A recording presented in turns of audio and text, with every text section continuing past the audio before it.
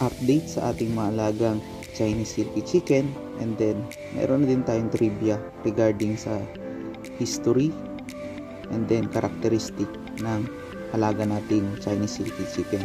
Ayan, kung gusto mo tong video na to, sana po i-consider nyo ang panonood ng video natin na ito. Maraming salamat mga ka-backyard.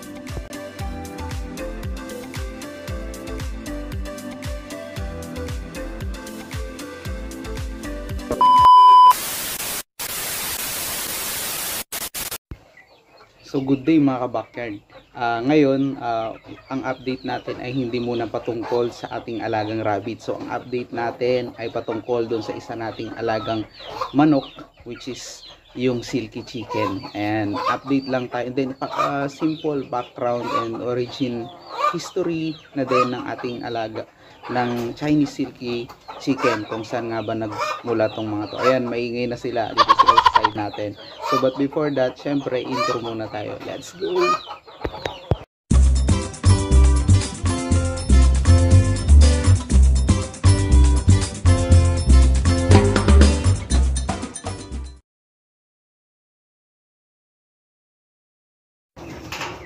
Ayan mga ka-backyard, nandito lang sila sa ating backyard, mismong side ng bahay natin. Pakita ko lang sa inyo. Ayan, gutom na itong mga to. Oops, pasok tayo. Tapos yung isang makulit natin na silky, ito napakaamo sa atin na ito mga ka-backyard. Gawa ng sisiw pa lamang ito nung ating nakuha. Ito mga pure breed, except yung isang rooster natin. Ito rooster din. Ayan mga ka-backyard, rooster din yan. Tapos rooster din yun.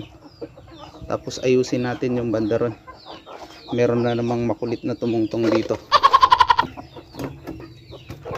So eto mga ka-backyard, dalawa yung naglilimlim dito. Umalis lang yung isa kasi ang alam nila magpapakain tayo. Ayan, atras lang tayo para maipakita natin silang lahat. Ayan, so ang Chinese Silky Chicken mga ka-backyard ay nagmula, syempre alam na natin, sa China. Pero meron isang thrill mga ka-backyard, kasi nga pinag-aawayan siya ng dalawang country, which is yung India saka China, kung saan nga ba ito nagmula. Kasi meron din debate, although syempre alam naman na natin, tinawag na siyang Chinese Silky Chicken. So meron dalawang line ito mga ka-backyard. Meron yung tinatawag na US line saka Chinese line. Ayan, so ang meron tayo dito ay yung Chinese. So itong mga to ay under sila sa Bantam Chicken. So ang breed na ito, tumitimbang lamang, yung lalaki tumitimbang lamang ng 900 grams to 1.4 kilo. So almost 1.5 kilo lamang yung lalaki mga ka-backyard, kaya sobrang liliit nila. Ito tong lalaki na to. Ayun, hindi natin ibibilang yun kasi nga crossbreed yun mga ka-backyard. So yun lamang yung timbang nila.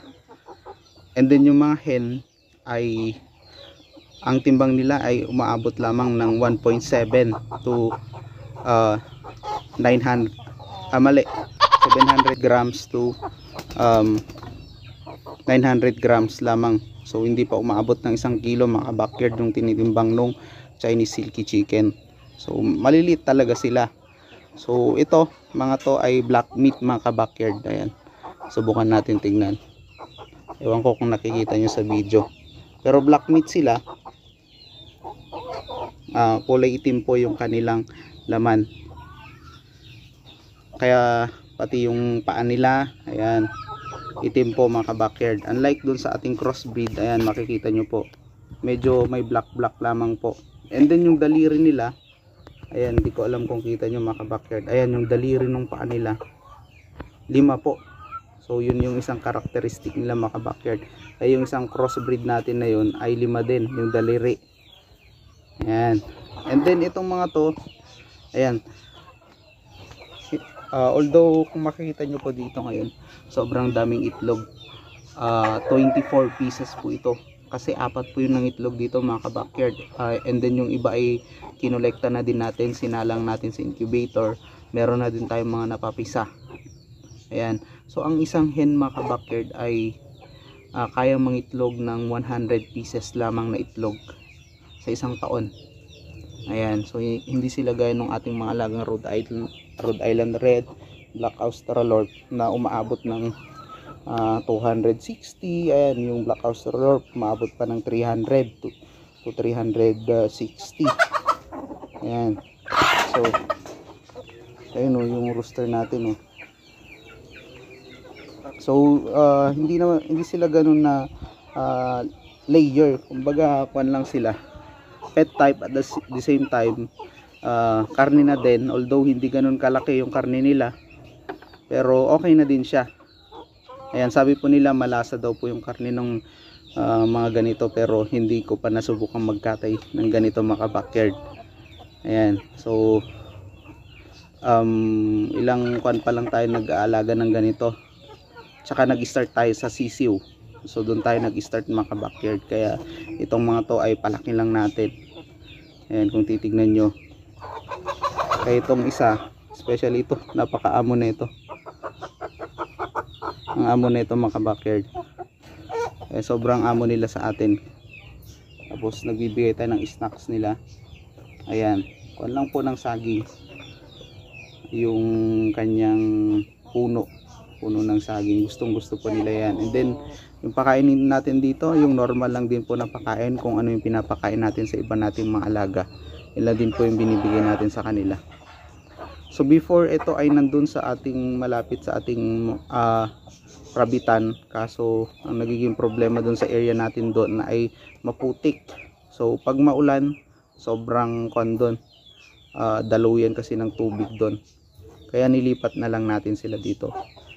Ayan, so yun lang yung update natin sa ating alagang Chinese Silky Chicken. And konting history lang tayo. So happy tayo kasi ayan, dami na nating paitlog ngayon. So good layer itong mga ito mga backyard. Kaya din ako kumuha ng ganito kasi nga ang balak natin ay mag-hen incubator tayo. Ibig sabihin yung mga itlog ng ating mga Rhode Island ay ipapapisa natin sa ating mga Chinese Silky Chicken. So goods daw po sila, napakagaling po nilang maglimlim according dun sa pinagkuhanan natin ng sisiw. Ayan yung kan natin, dumidiskarte yung rooster natin. Ayan, so yun lamang yung ating update sa ating alagang Chinese Silky Chicken mga backyard. Shout out sa ating mga solid subscriber dyan. Hindi ko na po kayo isa-isahin. Ayan, then consider nyo po sana na mag-subscribe sa ating YouTube channel, and then follow na din po sa aking Facebook page. Malaking tulong po yan. Happy breeding mga backyard.